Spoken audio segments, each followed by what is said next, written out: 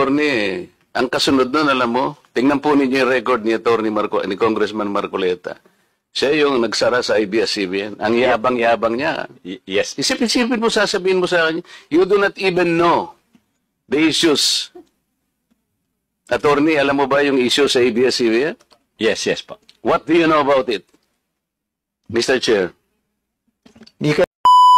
Tungkol po yun sa post ni Honorable Congressman Marcoleta. Sabi niya, reading from netizens, reactions on my brief and casual meeting with former VP Lenny.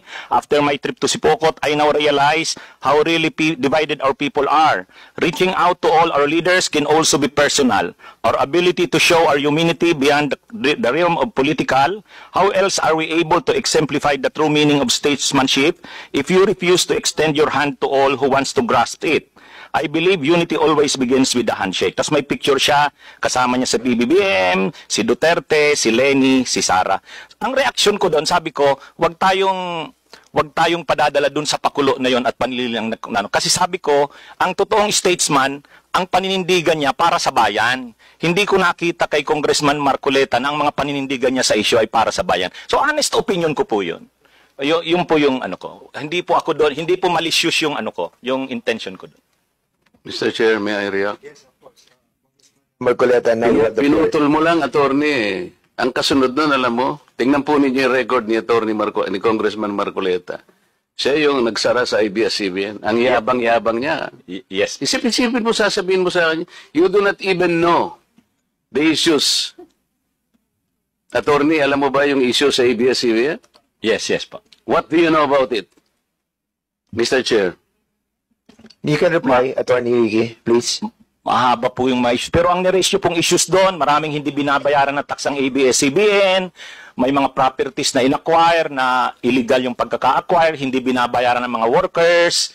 So, mainly po yun yung nakita kong niraise yung issues nung pinasara yung hindi binigyan ng renew yung franchise. So, Mr. Chair, ano ang panlilingdang doon? Ni hindi mo alam yung Philippine Depositary Receipts, ni hindi mo alam yung corporate layering, ni hindi mo alam yung transfer pricing na ginamit nila para magkaroon tax evasion through Big Dipper. Ni hindi mo alam ang napakarami nun. Pagkatapos magbibintang ka na pakulo lang lahat ito, tako'y nanlilin lang. Ano ang binibigay mo sa followers mo, Mr. Chair? Wala kang masabi na panlilin lang eh. Ang sinasabi mo ngayon, opinion eh. Pwede kang humabi ng opinion, attorney ha, kung talagang attorney ka. Pero wag kang mag-chat-chat na ako'y nanlin lang ng mamamayang Pilipino. You want to reply, Attorney Ricky? Yes, Mr. Chair. Ayun, Okay, yun go po ahead. yung, kaya ko po sinasabi na yung ako naninindigan na yung vlogging ko, hindi po fake news kasi opinion ko po yun. Basta mo na lang sasabihin, Mr. Chair, na opinion mo yun, pero kinarge mo ko na manlilin lang. Hindi ka ba magsasabi ng facts mo kung paano ako nanlilin lang ng Pilipino? Abogado ka, di ba? Mr. Chair, abogado daw ito eh. Attorney, you want to answer back? Again, Your Honor, yun na rin yung sinasabi kong concepts natin na ang mga public officials, talagang open sila na punahin, i-criticize, medyo masakit minsan, pero yan yung pagkakaiba ng public official sa private citizen. Mr. Chair, hindi siya nagkikriticize eh. Sabi ko nga, binigyan kita ng halimbawa dun sa isang babaeng vlogger na sinabi niyang tanga ako at ikinahihiya ako ng lahat ng mga members ng INC. Pinatawad ko na siya ron eh. Masakit yun, pero dahil meron siyang nakitang ganun. Pero ikaw, sinabi mo eh, nanlin lang ako eh. Ngayon, sinasabi mo, may opinion ka, nanlin lang. Wala kang masabi ngayon kung ano-anong ginawa ko para manlin lang ako ng Pilipino. Hindi ka abogado eh. Hindi opinion ito. Mr. Chair? Yes, sige. Okay na po siguro, kasi marami pa sigurong pag-usapan. Ikaw ang manlilin lang. Okay. Thank you so much to both of you. We exhausted that issue and we let the both parties to say their piece. And that's the spirit of this committee, no? Para maging balanse po tayo and fair. I want him to apologize, Mr. Chair. Kung abogado ka talaga, Sorry, Mr. Chair, I won't apologize. Opinion ko yon.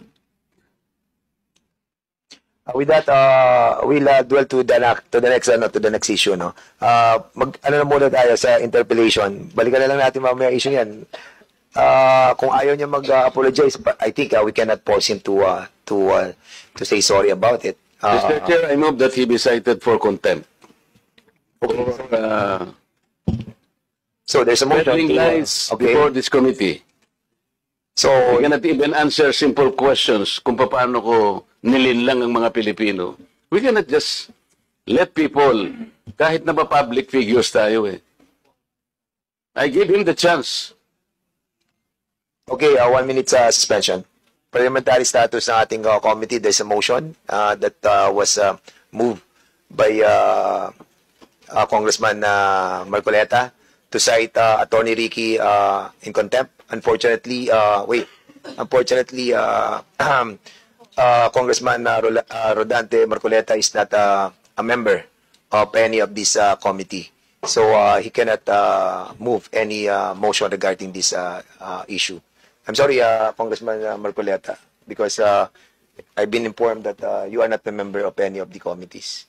And according sa ating rules, hindi po pwedeng Mr. Chair, may I ask my friends in this committee who are well-intentioned enough, and I think they wanted also to protect not only the reputation of this committee, but I think in the interest of truth. With that, Mr. Chairman, siguro